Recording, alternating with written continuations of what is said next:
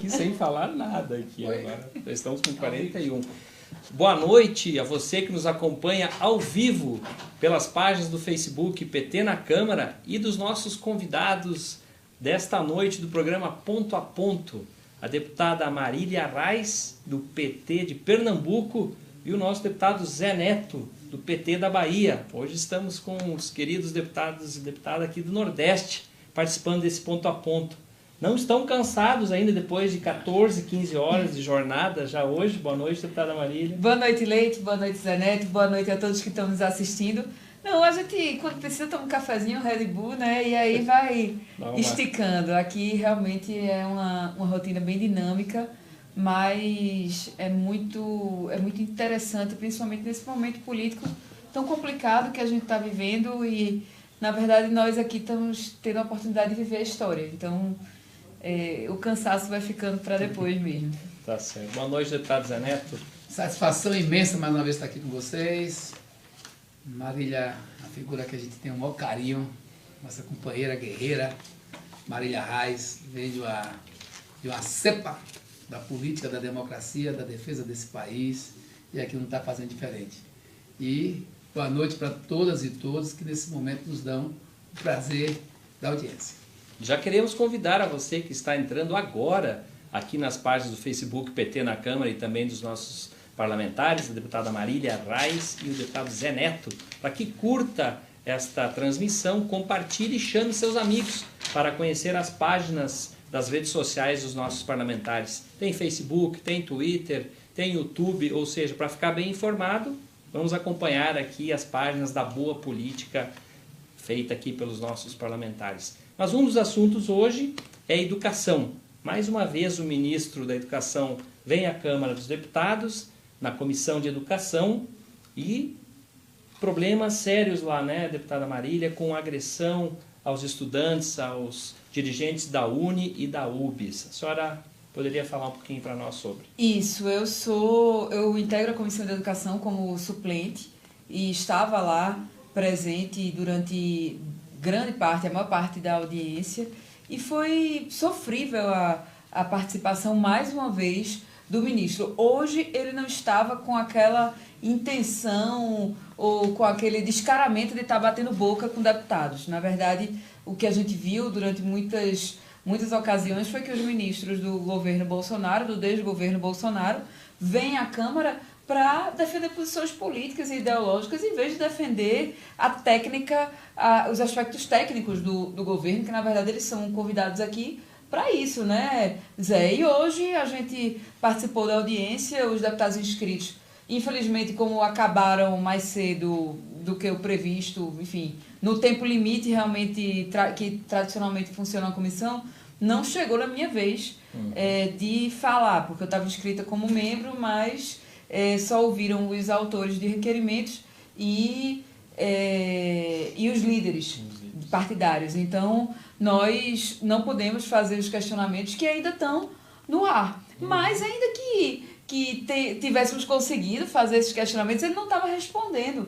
Ele falava, ele foi ali para dar o discurso que ele queria. Fez uma apresentação que não foi o suficiente. Para vocês terem ideia, vocês que estão nos assistindo, no meio da apresentação, para mim, uma das partes mais absurdas foi quando ele disse que 75% dos alunos da rede superior de ensino estavam nas universidades privadas e que, por isso, o Estado não tinha nada a ver com eles.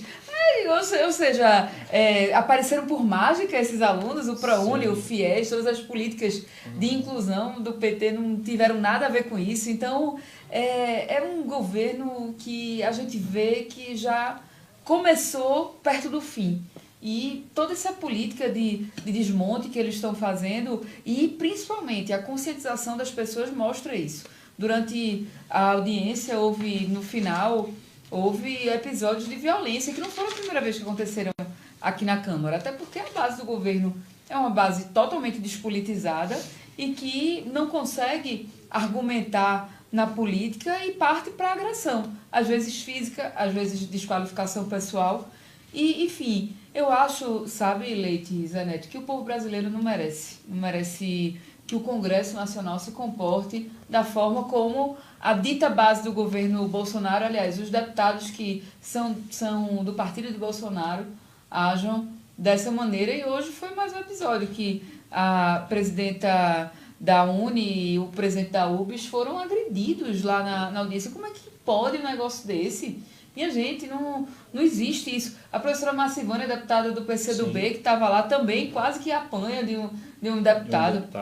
E esse deputado já pegou, não é a primeira confusão, já estava com o coldre vazio, que a gente sabe que, na verdade, ele provavelmente tirou a arma do coldre. E na semana anterior já tinha pego uma confusão lá na CCJ, enfim. Não é assim que a gente pode conduzir um país num momento tão difícil como esse. Olha, o que aconteceu com Mariana hoje, e com o presidente da UBS, Mariana da Uni, inclusive eu quero me solidarizar com ela. Ela é feirense, eu sou de Feira de Santana também, e uma grande guerreira, uma menina especial. E o que aconteceu foi que havia um acordo, uma combinação, para que nessa comissão mista hoje ela pudesse, tanto a UBS como a Uni pudessem falar. Só que aqui tem acontecido algumas coisas no Brasil e acontecido também aqui no Congresso que tem gerado muita preocupação. Aliás, hoje, agora há pouco, vou falar para vocês, tem menos de 15 minutos, que o governo foi derrotado aqui num dos seus intuitos. Que era botar o COAF na mão de quem? Na mão do Moro. E por que o Congresso derrotou ele? Porque é exatamente para dizer não a esse tipo de conduta absurda, agressiva, de achar que vai resolver as coisas do Brasil no tiro, na arrogância, na imposição, na violência, no desrespeito. Porque o que nós estamos falando agora, e Marília foi muito precisa, é que a gente está vivendo um instante que talvez, eu digo a vocês assim, nunca, olha que negócio forte, nunca o Brasil precisou tanto de diálogos e pontes. Nunca o Brasil precisou tanto de avaliarmos onde acertamos, onde erramos, o que foi feito de bom, o que não deu certo. E isso a gente tem muito conforto para falar, porque nós do PT temos feito muita autocrítica, porque também erramos, mas acertamos muito mais do que erramos. Isso é claro, tanto é que os números estão sendo postos aí a toda hora. Você tinha Dilma deixou 6,4% de desemprego em dezembro de 2014. Havia uma crise de 32 bilhões de dólares de déficit, que resolvia isso num tapa, porque naquele mesmo período tinha quase 400 bilhões de reserva. Imagina. Então a gente não tinha o que se preocupar, dava para resolver. Era chegar um novo governo, como ela tinha ganho as eleições, não era isso?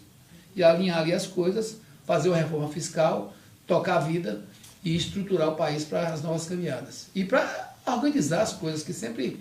Você não tem um modelo único que vai o tempo todo ser utilizado. Então, o que acontece? De lá para cá, a gente viu toda essa crise que gerou aí as pautas bombas, o impeachment dela e tal.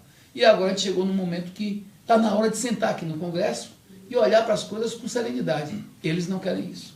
Hoje agrediram. Aquilo ali, para mim, foi uma armação. Estavam doidos atrás de um motivo, porque para eles é muito difícil botar um ministro desqualificado. Totalmente. Não tem capacidade de diálogo, nem de discurso, nem como discutir com ninguém nada, porque é desqualificado, gente. Do ponto de vista, não pessoalmente, eu não tenho nada de pessoal contra ele, mas politicamente, administrativamente desqualificado. E é muito ruim o Brasil, que tanto precisa de educação, está na mão de uma figura dessa, e de um partido que eu tenho conversado, eu tenho muitos amigos, inclusive hoje aqui no Congresso, que a gente fez amizade, do ponto de vista pessoal, e tem relacionamento com muitos que são do campo deles ali, e eu tenho conversado com a turma do PSL. Eu acho que falta liderança, falta capacidade de discernimento, falta um projeto objetivo. E se você pergunta a alguns aí, o que é que vocês vão fazer, vamos supor, o que é que vocês iam fazer se conseguissem o intento de fazer com que a reforma tributária da Previdência fosse aprovada? O que é que vocês iam fazer? O que é que eles iam fazer? Não sabem. Não tem o after day, não tem o segundo momento. Quer dizer, a gente vai fazer uma reforma fiscal, trazer o dinheiro para cá, é reforma fiscal, que não é reforma de Previdência, é para pegar dinheiro. Tirar 82% dos mais pobres, do que vai economizar, trazer o dinheiro para Brasília E sim, vai ter fomento, vai ter política pública, o dinheiro vai voltar para baixo? Não.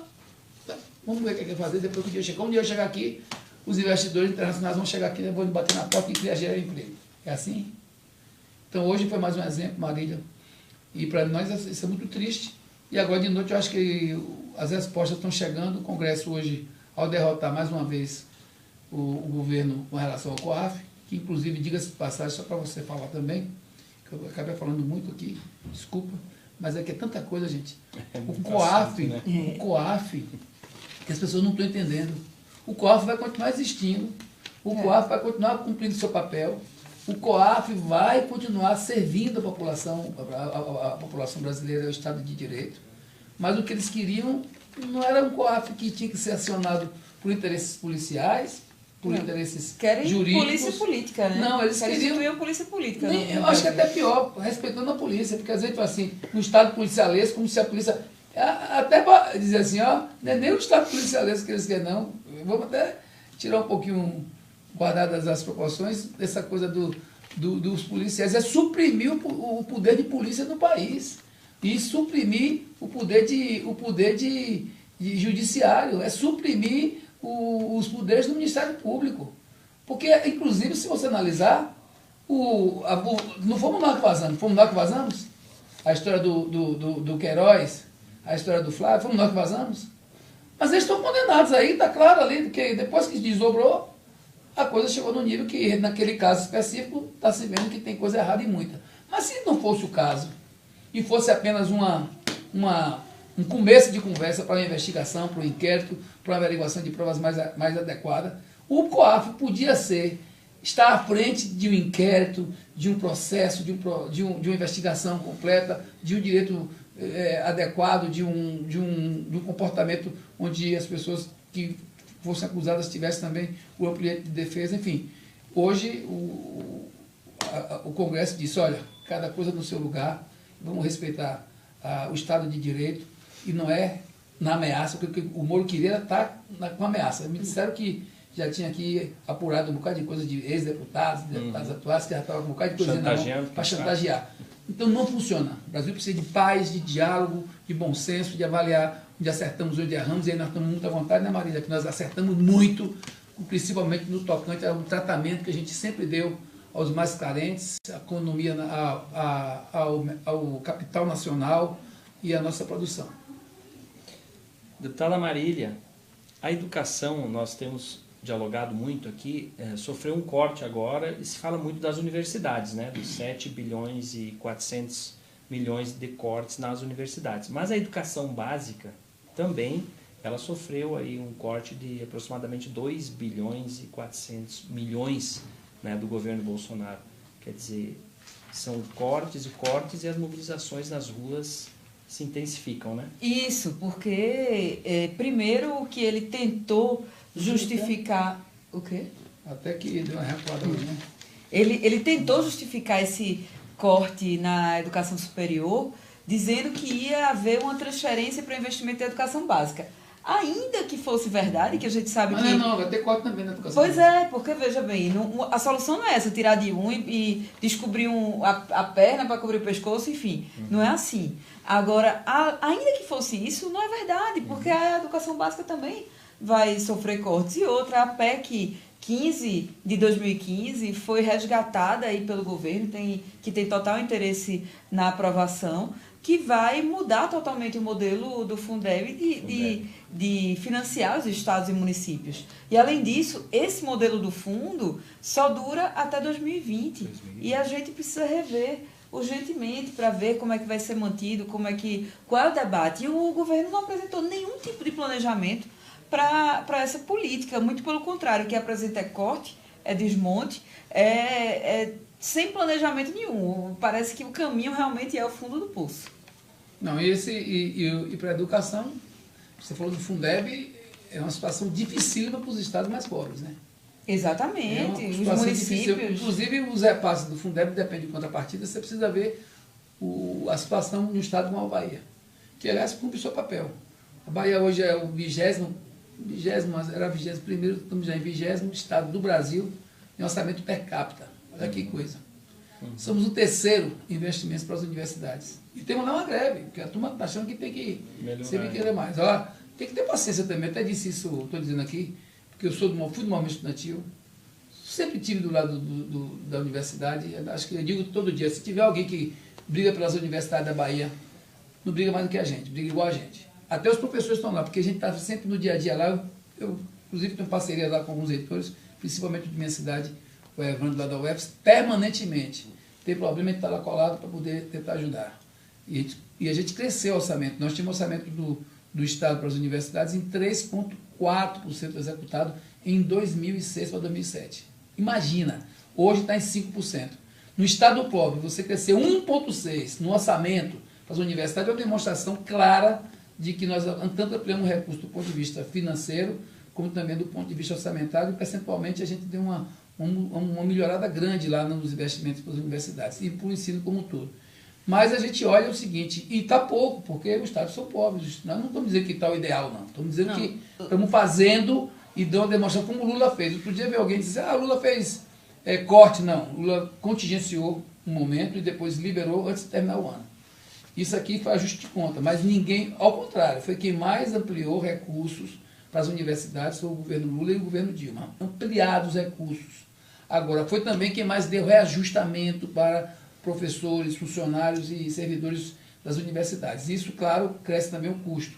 O custo das universidades, claro, bem mais, diria assim, ampliou-se também esses investimentos em pessoal, que eu acho por demais importante. É importante também, Zé, ressaltar que eles falam, vão cortar bolsas e tal, não sei o quê. Aí quem não entende fica reproduzindo achando que bolsa é algum benefício, alguma vantagem. Não, bolsa é salário de pesquisador. Ou seja, quando você deixa de pagar bolsa, você está deixando de pagar salário para quem produz conhecimento científico no Brasil. E isso impacta diretamente no nosso futuro. A gente está lá em Pernambuco com uma situação gravíssima. Fomos chamados, a bancada federal como um todo foi chamada pelos reitores das universidades de lá, a Universidade Federal, a Rural, a Univasf, os IEFs do estado todo, preocupadíssimos. Pois é, porque em julho corre o risco de não ter condições de funcionarem. A Univasf, que fica ali na divisa dos nossos estados, Zé, também está aí para ter um corte, sofrer um corte de quase 40%. Ou seja, inviabiliza a atividade. Um estado pobre como a Bahia, só nesse corte das universidades federais, eu sei o que é. Que tema já vinha diminuindo, olha, né? Já vinha, agora, no caso lá, eu fico olhando lá, nossos investimentos na universidade hoje chegam a 1,3 bilhões de reais no nosso estado, que é em torno de 5% do orçamento. Mas esse recurso, é bom lembrar, que é claro que nós temos dificuldade em que hoje, que é o que está tendo em toda a economia pública. Você cresce, melhora um pouco os salários e você acaba suprimindo custeio e infraestrutura. Isso é uma equação. Uma equação e aí complexa, você tem que modernizar a infraestrutura, tem que modernizar o custeio, tem que usar mais tecnologia para ter uma administração mais enxuta, mais barata. Isso é o que tem que se fazer e enfrentar essa dificuldade. Agora, é bom lembrar que quando eu falo 1,3 bilhões, esse dinheiro fica no Estado, rodando dentro do Estado. Sim. E quando eu falo só esse corte que foi dado lá na Bahia, por exemplo, eu fiz uma contazinha rápida, sem contar o ensino básico, sem contar os hospitais que tiveram cortes também, universitários, sem contar o ensino federal, da órbita federal de uma forma geral, na educação, tivemos cortes. Mas só para te dizer, são mais de 251 milhões só nas universidades e nos institutos. Imagina o BAC, uma cidade como Cruz das Almas, um exemplo. Você sabe o BAC, porque esse dinheiro vai ser cortado diretamente nos prestadores de serviços, na compra de implementos, na compra de material de consumo, enfim, no dia a dia da cidade. Isso bate violento também nas economias desses estados já fragilizados, no Brasil já fragilizado do ponto de vista econômico. Então, tem a questão cultural, tem a questão educacional, tem a questão científica, tem a questão da pesquisa, tem a questão da soberania. Mas isso tem tudo a ver, Zé, tem tudo a ver com a política desse governo. Ontem eu participei de uma conversa com o professor Eduardo Moreira e ele estava fazendo um comparativo. O que pessoas como esse pessoal que compõe o governo de Bolsonaro pensa é o seguinte: vamos enriquecer os mais ricos para ir gerar emprego. É como se você dissesse, naquela comunidade tem um supermercado e tem pessoas muito pobres, mas tem uma casa muito grande, uma mansão com piscina e tudo mais, e o pessoal tem muito dinheiro.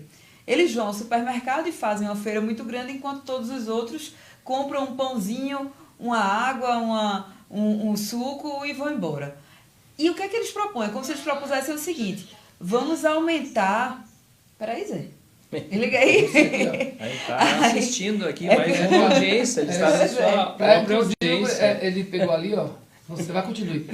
Bem, enfim... É como se ele dissesse, nós vamos fazer o seguinte, vamos enriquecer mais aquele que já é rico, para quando ele for ao supermercado, ele está levando tanta coisa que comece a cair e o pessoal pobre recolher o que cai do carrinho de compra dele, da sacola dele. E é isso, quando você diz que vai enriquecer quem já tem esse tamanho tão grande e que isso vai ser bom, que vai gerar emprego, não sei o quê, vão cair aquelas migalhas para a população.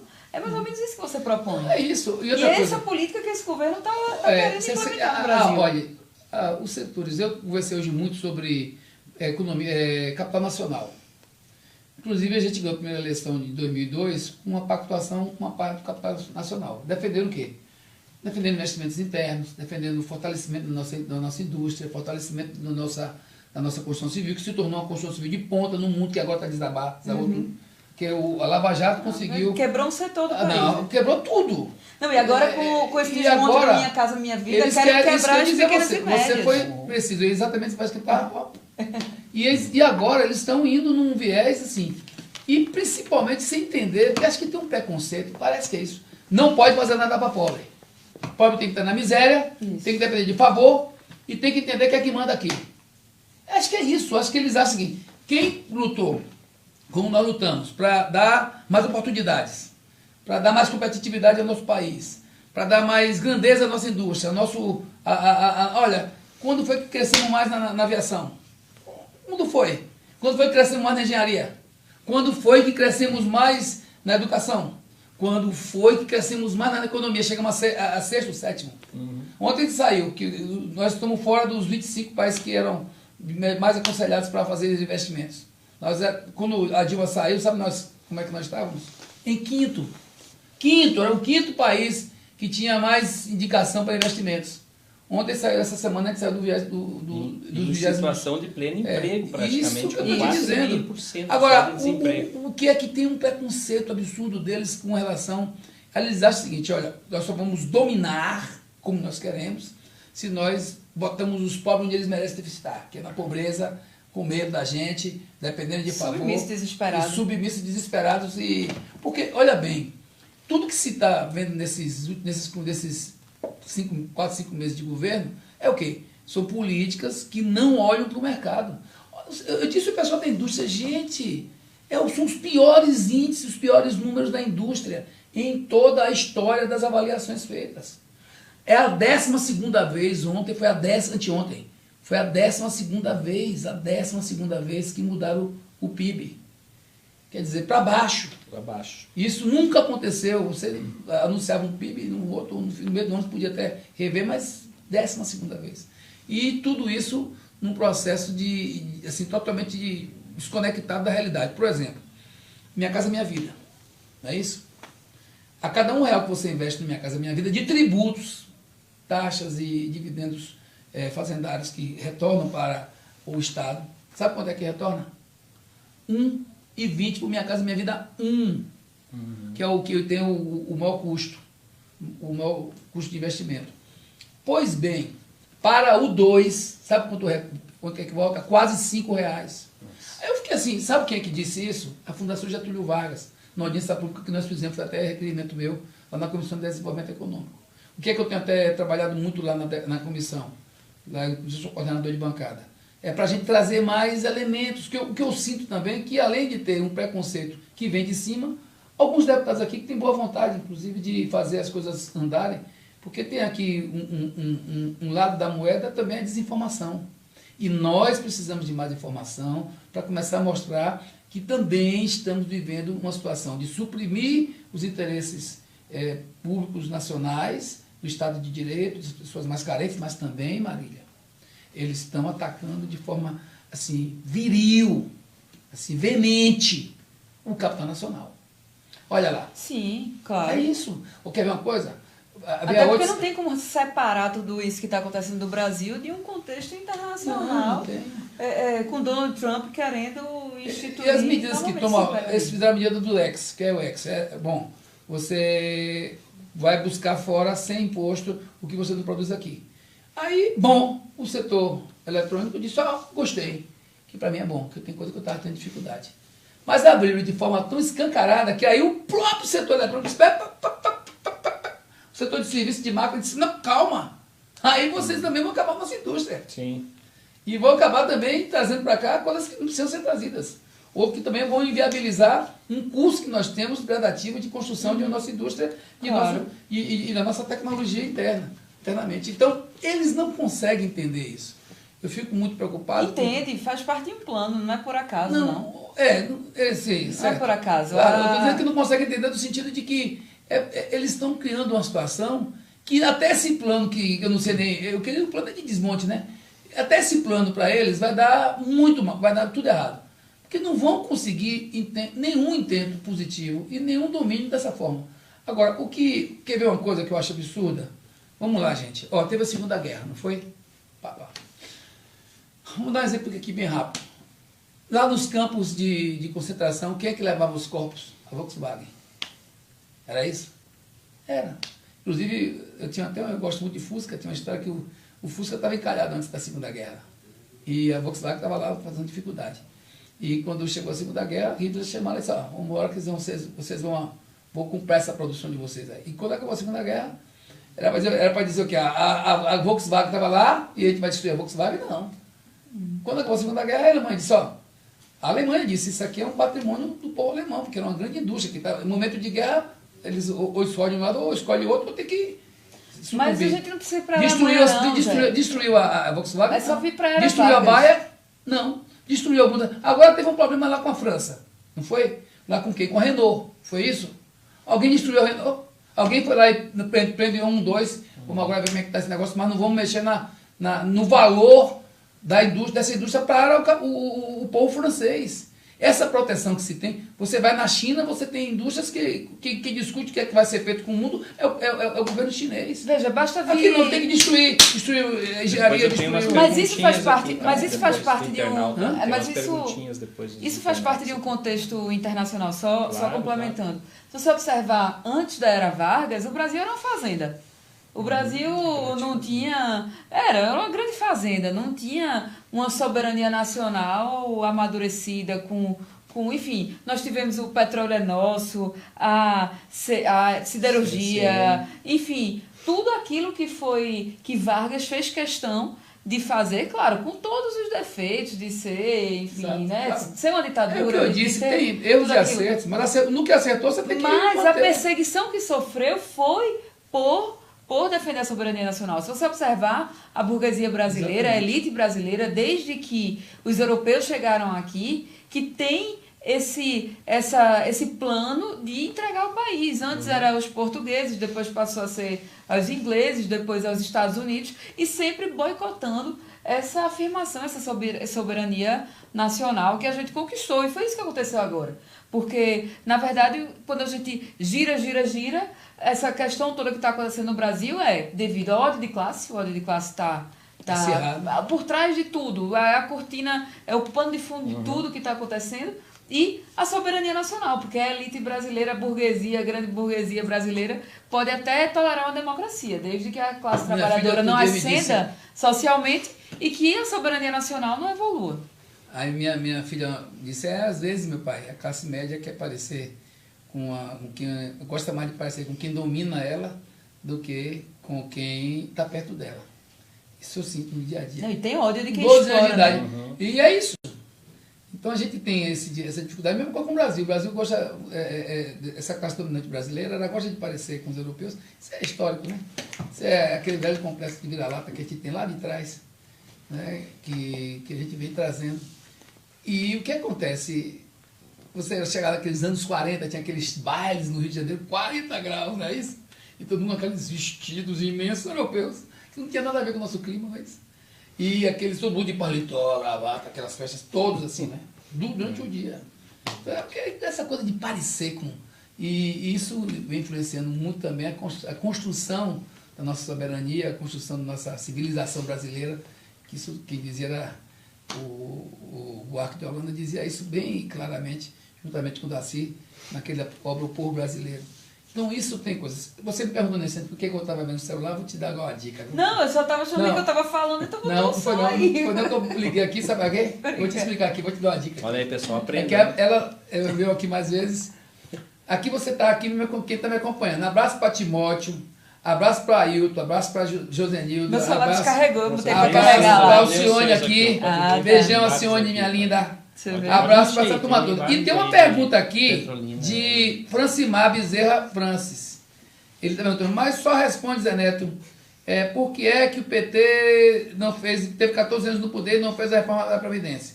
E afinal, por que você, como deputado, ter feito o Feira de Santana de interesse produtivo? Ou continua fazendo sua boa, nada benefício à população? Deixa eu te dizer, Francimar, deixa eu dizer a você, você está mal informado. Eu não sei se é mulher também, Francimar é mulher ou homem, que o nome aqui é... Tá valendo. Aí veja bem, Francimar, o que acontece? Primeiro, o PT fez duas reformas da Previdência. E o próprio Lula diz sempre que a reforma da Previdência tem que ser feita. Reforma quer dizer ajuste. Você precisa ajustar. E só que é o seguinte, na de Lula, a gente enfrentou pauleira, não foi fácil. Foi pauleira. Agora a gente lembra na época, nós não mexemos com, sabe com quem? Com o regime geral. Não sei se você sabe, mas eles querem mexer com a economia na Previdência, colocando uma reforma fiscal. Sabe quanto é que venha de economia nesse montante de 1,2 trilhões? 82,6% é no regime geral de quem ganha no máximo, a média máxima aí, média não, a média é 1,7 salários, mas que a média máxima aí de alguns setores é 4 salários. É o regime geral, o INSS. E o outro, sabe quem é? O BPC. No BPC, no regime geral, eles querem tirar 82% da economia. E não querem mexer, sabe onde? Nos verdadeiros privilégios que precisam ser atacados. Inclusive os altos salários, que o teto é 39 mil, e eu quero saber quem é que está ganhando 39 mil em vários setores do Estado brasileiro. Inclusive aqui no Congresso. Então, olhe as coisas sem paixão e olhe para quem está do seu lado. Diga ao comerciante que está do seu lado, sabe o quê? Que se essa reforma passar como eles querem, sabe o que vai acontecer? Vai dar um baque na economia, seja extraordinário. Cada 120 bilhões por ano. Vou te contar o que acontece. O Estado da Bahia. Custo de transição, claro, né? Claro, que é um absurdo. Absurdo. A Bahia, o Estado, vou dizer aqui que eu conheço os dados. 29 bilhões chega por ano, 29 bilhões chega por ano. Sabe de quê? Vou te dizer de quê? De Previdência, para 417 municípios. Francimar, sabe quanto é que chega para os 417 municípios de FPM, Fundo de Participação do Município, que administra as cidades, a maioria esmagadora delas, mais de 95% que tem mais esse recurso? Sabe quanto é que chega? Menos de 9 bi. Quer dizer, mais de 20 bilhões que chega de Previdência. Agora, olha o baque que vem se eles forem na medula e tirar esse dinheiro do mercado. Tira esse dinheiro do mercado, esses 120 bilhões por ano, e vem para onde esse dinheiro? Vem para a mão de quem? Do governo federal. Mais Brasília. Aí tudo mentira. Que diziam que era mais Brasil, menos Brasília. Não, e outra coisa, né, Zé? Aí vai pagar serviço de banco. Não, porque dizem muito que o Brasil vai quebrar se não tiver reforma da Previdência. Eu quero que eles expliquem o que é quebrar o Brasil. É quebrar banqueiro. Eu quero que eles expliquem como é que vai ser tirar dinheiro de banqueiro. Tirar dinheiro da veia, do dia a dia do comerciante, do dia a dia do comércio, do dia a dia da economia e trazer aqui para cima. Deixa eu falar com meus eleitores agora. Só para concluir. Então, não foi só a Lula que fez a reforma, não. Só para concluir a pergunta, a resposta. Também Dilma. Dilma criou aquela regra do 85-95. Porque ela sabia, nós sabíamos que tinha que ver alguma coisa com relação a quê? A idade das pessoas, que ia mudando. E você sabe, não vamos dizer que não tem que fazer nada. Tem que fazer alguma coisa, mas não pode botar a conta nas costas de que já não tem mais o que dar. Fazer ajuste fiscal. Sejamos justos. E você me perguntar o que é que eu ando fazendo em feira, vou te dizer aqui, não vou dizer que eu não. Eu sou do Partido dos Trabalhadores. Tenho muito orgulho de ser do meu partido. Todos os meus mandatos foram dentro do meu partido. Sabe o que tem? Na nossa cidade, tem mais de 52 mil unidades do Minha Casa Minha Vida. Eu te digo que eu ajudei muito a trazer muitas delas, porque dependia muito de ter projeto, de ter organização, de estar aqui em Brasília dia e noite. Olha lá como é que está. Foram mais de 3,2 bilhões de investimentos. As grandes avenidas das cidades maiores, a Ayrton Senna e a Norte Cerqueira, toda com recurso federal. A Ayrton Senna, e uma parte de recurso estadual, metade foi recurso estadual e a outra parte foi recurso federal, mas a gente conseguiu, no final, o governo municipal foi atrás de recurso federal, liberado também por Dilma. A Norte Cerqueira é a maior avenida da cidade, fomos nós que levamos. Saneamento, nós saímos de 30% para quase 80% de cobertura. Fornecimento de água foi em investimentos cultosos, inclusive a gente está aqui defendendo, né, Marília? Contra a 868, que quer privatizar, eles daqui de cima querem privatizar o saneamento, fornecimento de água. Eu podia aqui, faz muito tempo, te dizendo o que é que a gente andou fazendo na nossa cidade. Pode estar lá um hospital novo, que é o Hospital da Criança, com 354 leitos, está lá a UPA funcionando bem, uma UPA de 400 atendimentos por dia, está lá a Policlínica Regional atendendo a 28 municípios. Eu podia aqui ficar muito tempo, mas a Marília vai falar. Então não pergunta o que é que o Zé Neto fez, não. Pergunta o que é que o PT fez em feira, que eu vou fazer com o desafio a você.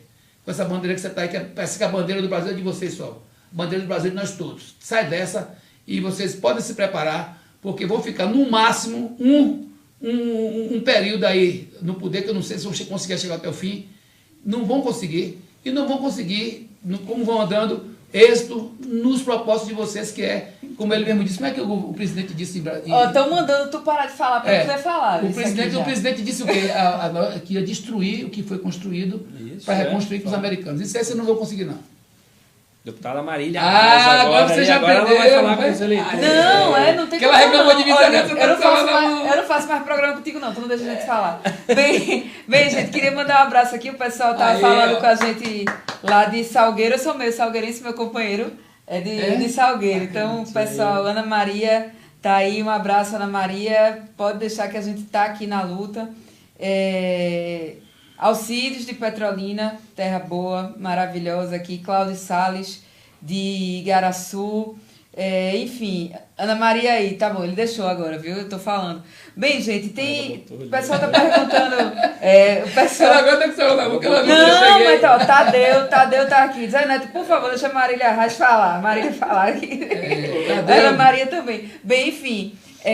Bem, gente, tem aqui o pessoal perguntando o que é que a gente pode fazer efetivamente para barrar a reforma da Previdência, além de falar mal, enfim, de denunciar. Veja, a gente só tem como barrar com o povo consciente. O que a gente não pode deixar passar é essa narrativa terrorista de que vai quebrar o Brasil, que tem que fazer isso, que é a mesma coisa que eles fizeram na reforma trabalhista. Aproveitaram o desespero do desemprego no Brasil, começaram a dizer é melhor sem direito e com emprego, e terminou que nem direito, nem emprego. E agora eles estão fazendo a mesma coisa com a reforma da Previdência. É todo dia essa narrativa terrorista de que tem que fazer, que o Brasil vai quebrar, que o Brasil vai parar, mas não dizem o que é que vai quebrar efetivamente se houver reforma da Previdência nos moldes em que eles estão propondo. E isso a gente chama os ministros aqui, chama todo mundo e ninguém explica. Então, é muito importante que o povo esteja mobilizado e consciente. E, para combater a grande mídia, esses instrumentos são essenciais, a gente usar as redes sociais, os programas que nós temos do nosso partido, para que cada um e cada uma que está nos ouvindo possa replicar na sua cidade, nas suas redes sociais, por onde vive, e conscientizar o povo brasileiro de ir para a rua, de pressionar seus deputados, porque se tem uma coisa de que político tem medo, é de povo na rua, tem medo mais do que qualquer coisa. Então, o povo na rua, o povo consciente, como a gente viu que já começou semana passada com as grandes manifestações contra os cortes, que vão acontecer novamente no dia 30, e eu queria aproveitar aqui a oportunidade, eu sei que a gente já ia fazer no final, né? De fazer essa convocação, porque dia 14 também tem dia 14 é a greve geral. Greve geral. Não é somente contra os cortes na educação, é contra o desmonte do país. E a reforma da Previdência faz parte desse desmonte. O que eles querem é deixar cada vez mais a nossa população empobrecida e os que já têm muito passem a ter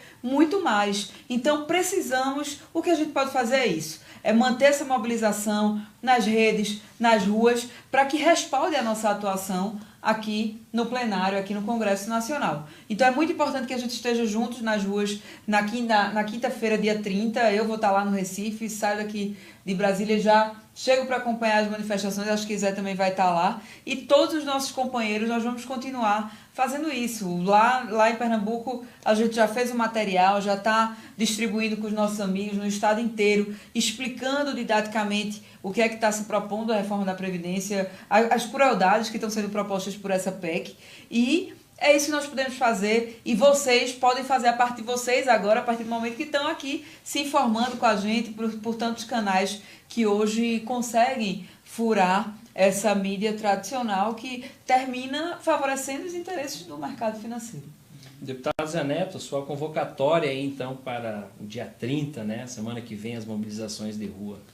Olha, eles estão convocando para o dia 26, Eles estão convocando para domingo, dia 26, E eles estão querendo fazer frente a... Tá entrando naquela história do Collor. Primeiro faz uma carta, sim, depois chama, não me deixem só, essa confusão aí toda. E a gente tem que ir para a rua para mostrar com vigor o que é que nós queremos para o Brasil. O grande diferencial, vocês estão vendo aqui, ó, que guerreira falando aqui para a gente o que é que ela pensa para Pernambuco, para o Brasil, o que é que ela pensa para as pessoas menos favorecidas, o que é que ela pensa para as oportunidades, para o capital nacional. E é o que nós temos feito aqui. Você foi muito feliz quando você disse que a gente precisa, Marília, ir buscar nas ruas mais legitimidade para o nosso enfrentamento que está sendo feito aqui. Nós do PT temos a maior bancada eleita, temos uma grande responsabilidade. E, como eu disse agora há pouco, acertamos muito. E alguns erros também aconteceram, não vamos achar que somos acima do bem e do mal, que isso também não fica bem. A gente tem que ter autocrítica. Mas nada que não fosse dentro do processo democrático, político e natural de um contexto onde o poder está nas nossas mãos e a gente veio enfrentando uma reformulação do Estado, principalmente no tocante ao fortalecimento de nossas instituições. Ninguém fortaleceu mais as instituições do que o PT. Hoje mesmo, essa vitória aqui, que nós também tomamos à frente para fazer com que ela acontecesse com relação ao COAF, não é para destruir o COAF, é para fortalecer as instituições policiais, para fortalecer o Ministério Público, para fortalecer, para valer o judiciário e dar a esses as ferramentas necessárias para que cumpra o devido processo legal, onde cada pessoa que possa ser processada tenha sempre o rito processual respeitado e adequado, para que uma ferramenta como o COAF não passe a ser algo que institui o medo, o ódio, o terror e os vazamentos indevidos. Então, esse Brasil que defende as instituições, que defende seu povo, que defende seu capital, é o Brasil que nós queremos para o Brasil. E nessa conversa que eles trouxeram, uma campanha que foi muito mais de cunho cultural e moral, levando informações, muitas delas inadequadas e fake news, era o que era a tônica, principalmente no final da campanha do primeiro turno, no segundo turno foi diferente. E hoje esse enfrentamento está aqui para a gente aprender com a história, fazer parte dela como nós estamos fazendo e poder dar a nossa contribuição. Vai ser muito importante, dia 30, a gente ir para as ruas, como Marília disse, não só para defender a educação, que não é que já é muito defender a educação, mas para a gente levar todas as nossas bandeiras, que já tem ali uma sendo daqui a pouco lembrada. Nós queremos agradecer aqui a sua participação conosco, né? Estamos há quase 50 minutos conversando aqui com os nossos parlamentares, a deputada Marília Reis, do PT de Pernambuco, e o deputado Zé Neto, do PT da Bahia. E amanhã cedo, a partir das 7 horas, nós teremos já programação aqui pela página do PT na Câmara, com a caravana Lula Livre. Bacana. Caravana Lula Livre, a partir das 7 horas amanhã. Caravana Lula Livre em Manaus, amanhã no Amazonas e depois no Pará. Quinta, sexta e sábado. Né? Que a gente sempre em Pernambuco, destaca. Não, não. Ainda não tive notícia, não. Vamos puxar para o Nordeste. Puxar a caravana para lá, né? Vamos para lá. E a gente vai fazer, vamos combinar, fazer um ato lá na divisa, né? Tá tudo combinado. Vou mandar um abraço aí para a turma de Juazeiro. Juazeiro e Petrolina, todo o Vale do São Juazeiro. Francisco, lá, todo o sertão do São Francisco. Aí, não tem como você não passar ali e não achar bacana aquela ligação, né? É maravilhoso. Juazeiro, Petrolina. Eu lembrei na hora da música. E assim, ó, você que está acompanhando a página do PT na Câmara e que ainda não conhece as páginas do Facebook do deputado Zé Neto, da deputada Marília Reis, entra lá agora, né? É uma dica, claro. Curte a página e chama seus amigos também para conhecer. Tem publicações diárias também dos parlamentares no Twitter, né? Em todas as redes sociais. Instagram também. Instagram, verdade. Enfim, Instagram, né? a gente está sempre usando esses canais de comunicação e tem sido muito importante nesse momento tão complicado da nossa história, que a narrativa vem muitas vezes sendo da grande mídia que não dá espaço para a gente falar, como a gente falou aqui agora, porque o mais importante do ponto a ponto é isso, né? Você exatamente. Informações. Então vamos lá, minha gente. Dia 30, vamos para a rua. A gente não pode deixar fazer isso com o nosso país. E dia 14, tenho certeza que nós vamos fazer uma grande greve geral para mostrar que não aceitamos esse desmonte no Estado Nacional Brasileiro. Essa convocação de Bolsonaro para defender o governo dele, eu tenho certeza que vai ser o início do fim do governo. Vai mostrar que o povo... Vai mostrar o que as pesquisas já estão mostrando, que o povo não aceita tudo isso que está acontecendo. Esse governo que até hoje não mostrou a que veio. Então, vamos retomar o Brasil aos brasileiros. Vem com a gente.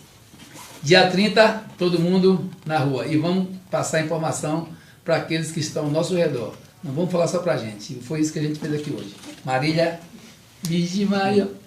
Valeu, Grande Zé. abraço. Boa noite, muito obrigado aí pela sua participação.